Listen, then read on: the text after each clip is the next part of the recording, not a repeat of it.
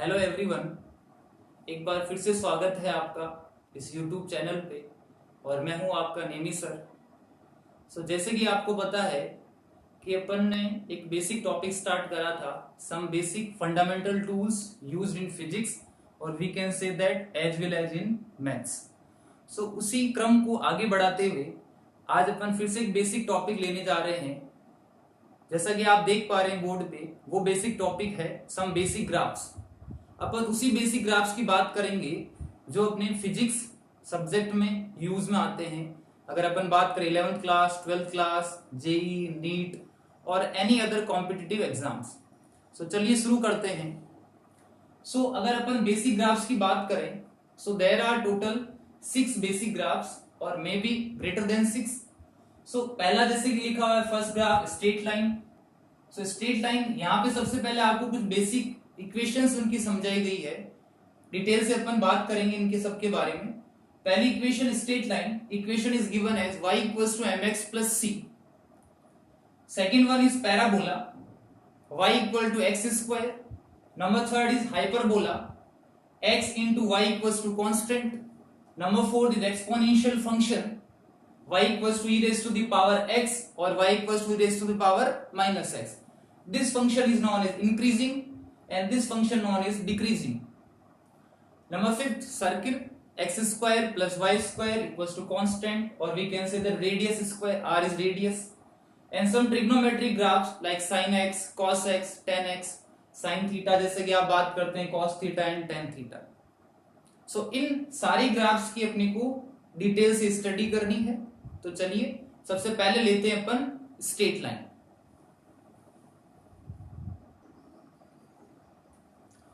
First है आपका straight line. Straight line की जैसे कि जनरल इक्वेशन की बात करें तो ये होती है y equals to mx plus c। अब y और x का मतलब क्या है, तो अपन पढ़ते हैं कोऑर्डिनेट सिस्टम। तो कोऑर्डिनेट सिस्टम में क्या होता है, अपन एक्सिस लेके चलते हैं। इस तरफ के एक्सिस को अपन बोलते हैं x और यहाँ के एक्सिस को अपन बोलते हैं y। These are two axis. m यहाँ पर क्या है, m को बोला जाता है स्लोप। m को क्या बोला जाएगा, slope. And c is known as intercept on y axis. कहने का मतलब वो कर्व उस y एक्सिस पर कट कर रहा है कि नहीं कर रहा। अगर कट कर रहा है तो कितनी वैल्यू पे कर रहा है वो हमेशा बताएगा c की वैल्यू। सबसे पहले बात करते हैं स्लोप का मतलब क्या होता है। तो स्लोप को अगर अपन समझे तो लेट्स सपोज ये कोई ग्राफ है x एंड y।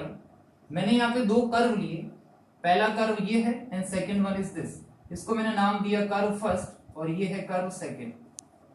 आपसे अगर पूछा जाए कि दोनों में से स्लोप किसका ज्यादा है, तो इसको कैलकुलेट करने के 3 तरीके हैं। First one is tan theta, second one is dy upon dx और number third is y2 minus y upon x2 minus x1। 3 तरीके से अपन सब स्लोप कैलकुलेट कर सकते हैं। डिटेल स्टडी इनकी आप मैथ्स में करते हैं। अपन जनरल यहाँ पर आइडिया लेंगे कि स्लोप को अपन कैसे कैलकुलेट कर सकते हैं। तो फर्स्ट ऑफ ऑल अगर अपन बात करें tan थीटा वाले फॉर्मूले से, यहां से अपने को समझ में आ गया कि slope is given as m equals to tan theta, where theta is what, theta is the angle made by curve with positive x axis. This is known as positive x, this is minus x। Angle made by this curve with respect to positive x axis is known as slope. Okay, and this is given by tangent of theta। tan theta के through इसकी value अपन find out करेंगे। Similarly इस curve की अगर बात करें तो इसके लिए हो गया यहाँ पर m1 और इसको नाम दे दिया m2। तो जैसे ही मैं एंगल पता कर लेता हूं तो मेरे को पता चल जाएगा स्लोप किसका ज्यादा है। बट उसमें भी एक कंडीशन है, अगर थीटा मैं बात करूं tan थीटा की अगर टेबल की आप बात करें तो 0 से लेके 90 डिग्री तक उसकी वैल्यू हमेशा बढ़ती जाती है, पॉजिटिव वैल्यू। और अगर बात करें ग्रेटर देन 90 डिग्री तो 90 टू 180 डिग्री तक उसकी वैल्यू कम होती जाती है, डिक्रीज होती है। तो जब भी थीटा जो अपन ने एंटी क्लॉकवाइज डायरेक्शन में लिया है, अगर वो थीटा आपको ऐसे याद रखना है कि 0 से बड़ा 90 से अगर छोटा है तो स्लोप हमेशा पॉजिटिव होगा उसका। तो slope will be positive. If theta is greater then 90 degree, अगर 90 से बड़ा हो जाता है थीटा तो इसका मतलब हुआ कि स्लोप नेगेटिव होगा। स्लोप को हिंदी में बोला जाता है ढलान।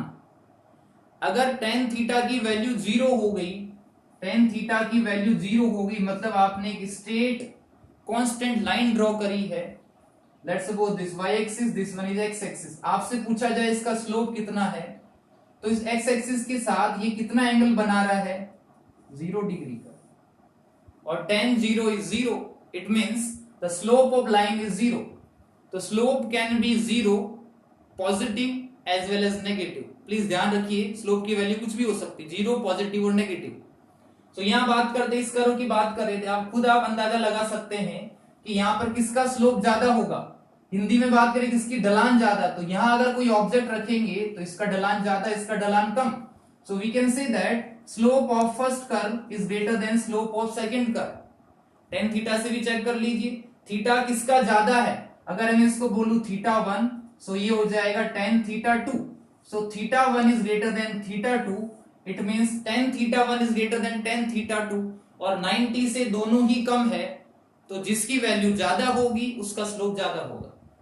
So this is about slope. उसके बाद एक टर्म अपन ने देखा था इंटरसेप्ट ऑन y एक्सिस, तो यहां पर जो c था उसकी वैल्यू 2 हो सकती है, it can be positive as well as negative. Positive negative का मतलब होता है c को अगर अपन रिप्रेजेंट करें तो कैसे करेंगे, यही कोई कर्व लिया आपने, ये कर्व कुछ ऐसा बनाया, और सिमिलर दूसरा कर्व आपने ऐसा कुछ बनाया, ये दो कर्व है स्ट्रेट लाइन के। अब आपको ये देखना है कि ये जो कर्व है y एक्सिस पे इंटरसेक्ट कर रहा है कि नहीं कर रहा है। आप फर्स्ट वाले कर्व में बोलोगे बिल्कुल कर रहा है, सेकंड वाले में देखोगे नहीं कर रहा, ऐसा नहीं है, सेकंड वाला कर्व भी कर रहा है इंटरसेक्ट। इसको क्या करना है, जैसे पीछे की तरफ आप बढ़ाएंगे तो कुछ ऐसा बनेगा। सो यही आपको देखना है कि इंटरसेक्ट करता है कि नहीं करता y एक्सिस को, उसी को आप नाम देंगे पॉइंट C। यहां अगर आपने ध्यान से देखा तो ये y एक्सिस पे यहां कर रहा है, तो इसको बोलते हैं ओरिजिन 0,0। सो यहां से इसकी वैल्यू ये हुई और ये वैल्यू होगी इसकी C। कहने का मतलब सेंटर से या ओरिजिन से वो पॉइंट जहां पे वो इंटरसेक्ट कर रहा है y एक्सिस को, उस डिस्टेंस को अपन बोलेंगे C। सो यहां पर अपने को पता है ये y एक्सिस पॉजिटिव होती है तो C की वैल्यू क्या होगी, पॉजिटिव। अगर ये नीचे इंटरसेक्ट करता, सो अपने को पता है नीचे वाली एक्सिस होती है -y। So if intersect on -y axis then C will be negative. So आप देख भी पा रहे हैं कि C यहां पर नेगेटिव है। तो ये कुछ केसेज स्ट्रेट लाइन के, कुछ बहुत सारे कॉम्बिनेशन बन सकते हैं। हो सकता है कि स्लोप पॉजिटिव हो, C नेगेटिव हो सकता है कि दोनों ही पॉजिटिव हो सकता है कि दोनों ही नेगेटिव हो। तो ऐसे कुछ कॉम्बिनेशंस बनते हैं ग्राफ के, जिसके थ्रू अपन समझ सकते हैं। फॉर एग्जाम्पल देखिए, एक ग्राफ लिया गया है,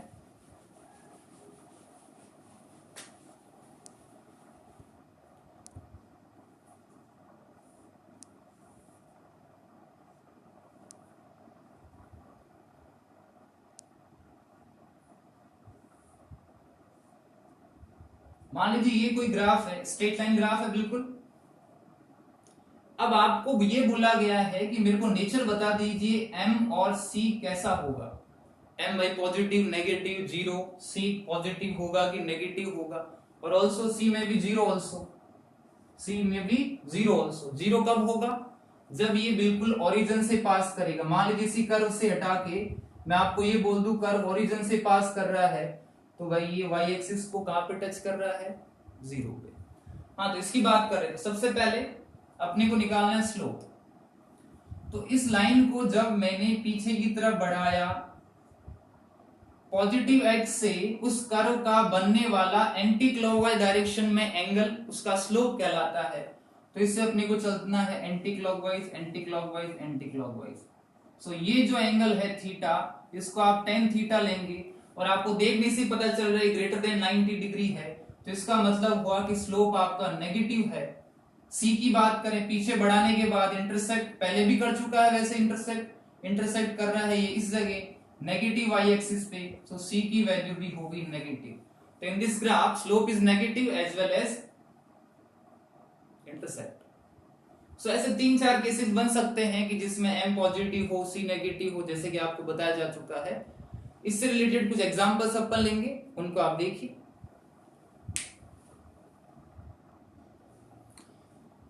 सो यहाँ पर अपन ने दो एग्जाम्पल लिए हैं। फर्स्ट है v equals to u plus a t, सब फेमिलियर होंगे इस इक्वेशन से, first equation of motion. And second one is photo electric equation, class 12 में पढ़ते हैं न्यूक्लियर फिजिक्स के अंदर। सो इसी का एग्जांपल लिया है मैंने। जैसे first one is v equals to u plus a t. First of all आप कंपेयर करेंगे वेरिएबल से।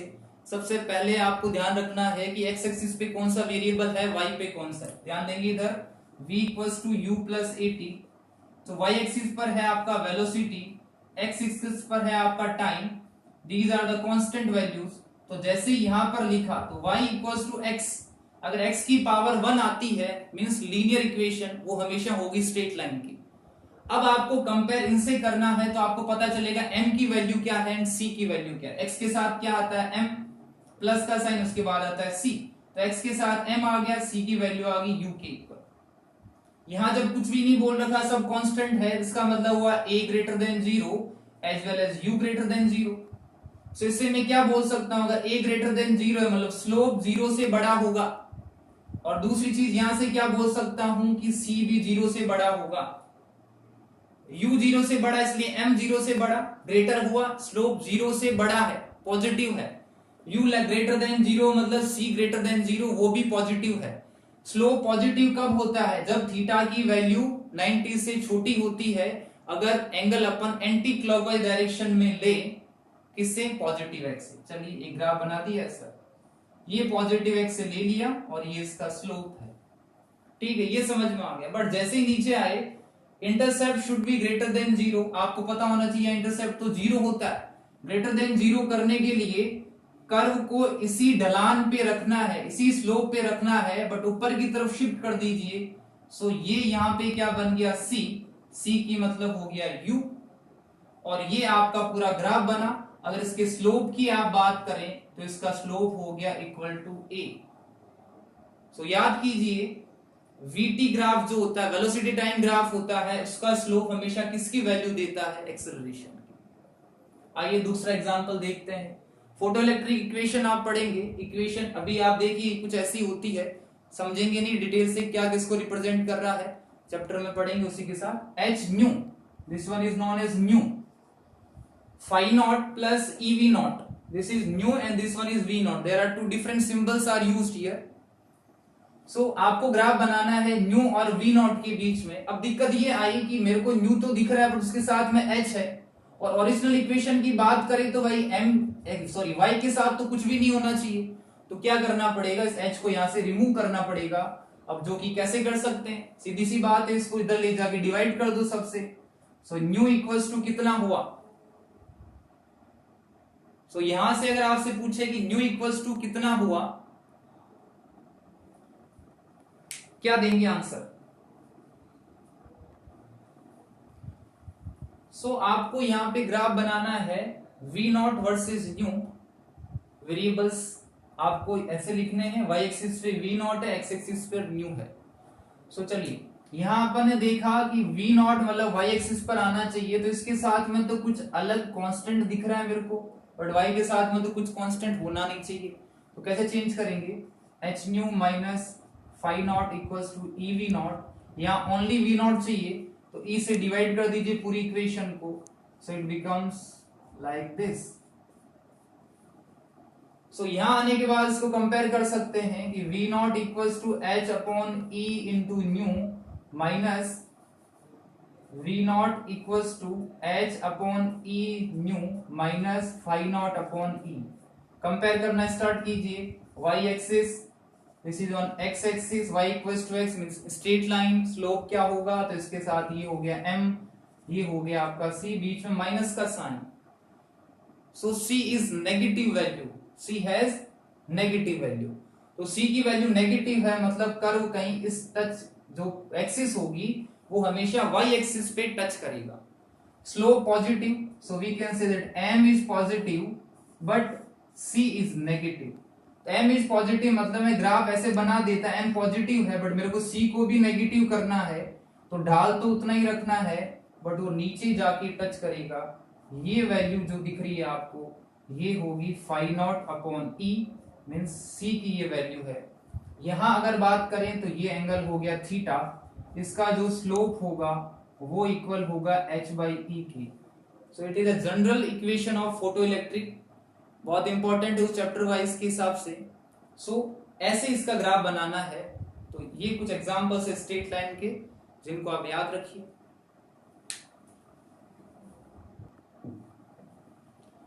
सो नेक्स्ट ग्राफ है आपका पैराबोला। तो पैराबोला में क्या होता है, अगर x या y वेरिएबल की पावर 2 आ जाती है, जैसे x की पावर या y की पावर 1 अगर आती है, वेरिएबल की पावर 1 अगर आती है, स्ट्रेट लाइन का कर्व बनता है। अगर पावर 2 आ जाती है तो उसको बोलेंगे पैराबोला। इसमें कुल 4 केसेस होते हैं जैसे आप देख पा रहे हैं। First one is y square equals to 4ax। So इसको ऐसे भी लिखा जा सकता है, इसको माइनस साइन के साथ भी लिखा जा सकता है, y को रिप्लेस x से कर सकते हैं, x रिप्लेस बाय y, और सिमिलर लाइक दिस। सो ये 4 केसेस होते हैं। सो इसको ऐसे समझिए कि जैसे अगर नॉर्मल कर्व की बात करें तो आप जैसे कि कर्व ट्रेसिंग करते थे 8th 9th क्लास में, वैसे ही बना सकते हैं इसको। x की वैल्यू पुट करी -1, सॉरी y की वैल्यू पुट करी -1। So answer will be, let's suppose 4 is constant, so y square equals to x। If y is 1 और -1 तो x is always equal to 1। It means कि y की दो value के लिए x की एक ही वैल्यू डिफाइन हो रही है। तो मान लीजिए यहां कोई लाइन मैंने ड्रॉ करी, लेट्स सपोज यहां पर x इक्वल्स टू है आपका 1, तो इस जगह क्या होगा, यहां होगा y इक्वल टू 1, यहां होगा y इक्वल टू -1। तो शॉर्ट ट्रिक में आप ये याद रखेंगे कि जो चीजें यहां लिखी गई है स्क्वायर के अलावा, जिसपे स्क्वायर नहीं है, जिसपे स्क्वायर नहीं है उस एक्सिस पे हमेशा इस पैराबोला की डायरेक्शन आएगी। This is known as rightward parabola. अब आप कुछ देखिए, जैसे इस पे स्क्वायर आ गया तो आपको ये देखना है दिस वन इज कांस्टेंट, क्या बचा -x, तो -x पे बनाना है इसको। This is known as leftward parabola. इसकी बात करें x स्क्वायर आ गया इस पे, ये बचा, ये कांस्टेंट, क्या बचा यहाँ पर y, तो y मतलब y एक्सिस पे बनानी है, this is known upward parabola. इसकी बात करें कांस्टेंट, यहाँ क्या बचा -y, तो -y एक्सिस पे बनाना है, this is known as downward parabola. So these are the different type of parabola जो कि अपने यूज में आती है। इसके बाद नेक्स्ट ग्राफ आता है आपका हाइपरबोला। नंबर 3 अपन पढ़ेंगे hyperbola.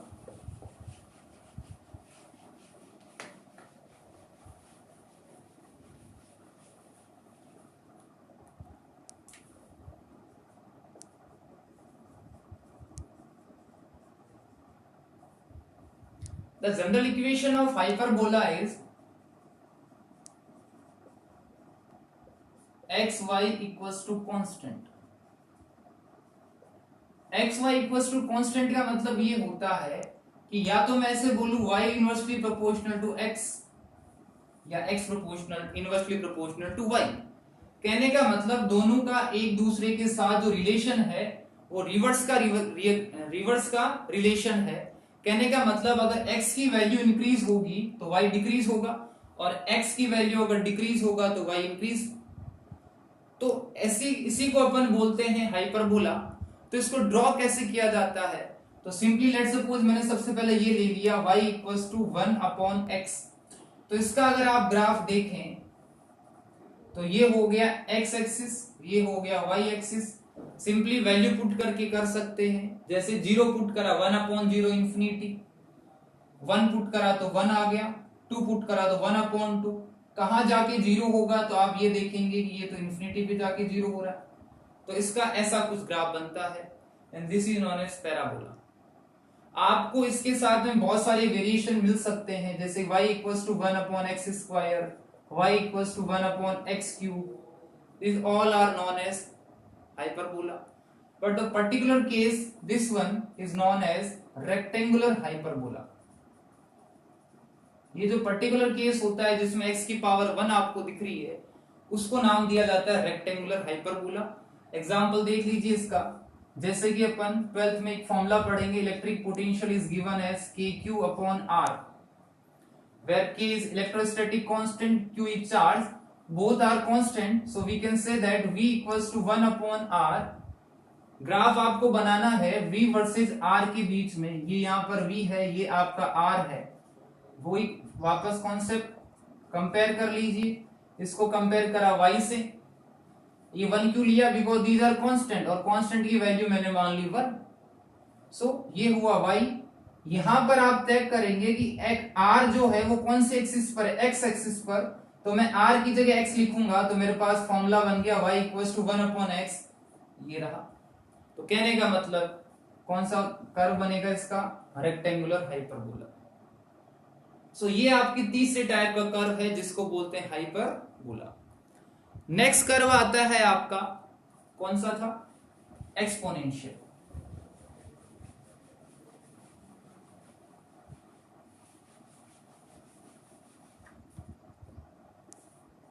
Number 4 is exponential curve. Exponential curve एक स्पेशल टाइप का कर्व होता है, जैसे कि इसमें वैल्यू इस प्रकार कुछ गिवन होती है, e raise to the power x और y equals to e raise to the power minus x। Now what is e here? इस e का ही पूरा नाम होता है एक्सपोनेंशियल। बुक्स में कई बार आपको ऐसा भी लिखा हुआ मिल जाएगा, तो कंफ्यूज नहीं होना। exp का मतलब है एक्सपोनेंशियल। इसको कैसे लिख सकते हैं? y equals to exp minus x। तो कर्व कैसे बनाना, उससे पहले थोड़ी कुछ चीजें ध्यान रखिए। e raise to the power 0 1 होता है, e raise to the power 1 value होती है 2.72, e raise to the power infinity होता है infinity, e raise to the power minus infinity होता है 0। These are the some basic values जो आपको इसमें याद रखनी है। उसके बाद जैसे ग्राफ बनाना है y equals to e raise to the power x, so it becomes y axis, it becomes x axis। बात करते हैं x की कुछ वैल्यू की। लेट्स सपोज सबसे पहले 0। मैं जितने भी कर्व बना रहा हूं उसमें नेगेटिव वैल्यूज पुट नहीं कर रहा हूं, कर सकते हैं, ग्राफ फिर भी वैसा ही बनेगा, वो नेगेटिव x एक्सिस में भी बन जाएगा। यहां अपन पॉजिटिव की बात कर रहे हैं, x 0 हुआ, e raise to the power 0 is 1, कहने का मतलब यहां जाके इंटरसेक्ट करेगा। उसके बाद वैल्यू पुट करी, यहां पर x की वैल्यू पुट करी 1, s की वैल्यू 1 2.72, इंक्रीज हुआ और इंक्रीज हुआ, तो ग्राफ कुछ ऐसा बनता है। अगर इसको मैं नेगेटिव y में भी लेके जाऊं तो आप खुद सोचिए, अगर इसकी वैल्यू -1 पुट करता हूं तो इसकी वैल्यू इससे जरूर कम आएगी। तो कम आते आते ये 0 कहां पर होगी? 0 होगी माइनस इंफिनिटी पर। x की वैल्यू अगर माइनस इंफिनिटी पुट करते हो तो यहाँ पर नेगेटिव x एक्सिस पर उसकी वैल्यू 0 होगी, और धीरे धीरे वो एक्सपोनेंशियली इंक्रीज हो रहा है। That's why this function is known as exponential function. Increasing, increase हो रहा है कंटिन्यूअसली। सिमिलरली अगर यहां पर y equals to minus x का कर्व ड्रॉ करें तो ये होता है हमेशा x एक्सिस, ये होता है y एक्सिस। वैल्यूज आप पुट करते ही रहिए। x की वैल्यू पुट करी, let suppose 0, e raise to the power 0 is 1 put किया, तो 1 पुट करने पर आया e की power -1 means 1 upon e means 1 upon 2.72। So value 1 से कम आएगी तो ये डिक्रीज होगा कुछ ऐसे, और ऐसे ये इंक्रीज से डिक्रीज होता चला जा रहा है। कहां जाके 0 होगा? इंफिनिटी पे जाके 0 होगा, और this function is known as decreasing function. This function is known as decreasing function. So ये अपन ने फर्स्ट पार्ट बेसिक ग्राफ्स में टोटल 4 कर्व पढ़े हैं जिसकी स्टडी आज अपन ने की है। सो अगला अपन जो बेसिक ग्राफ्स का नेक्स्ट पार्ट है वो नेक्स्ट लेक्चर में करेंगे। Thank you for watching. अगर ये आपको वीडियो पसंद आता है तो अपने दोस्तों, पेरेंट्स, अपने रिश्तेदारों, रिलेटिव्स को शेयर कर सकते हैं, और साथ ही बेल आइकन दबाना ना भूलें जिससे कि मेरे नेक्स्ट वीडियो का नोटिफिकेशन सबसे पहले आपके पास पहुंचे। Thank you.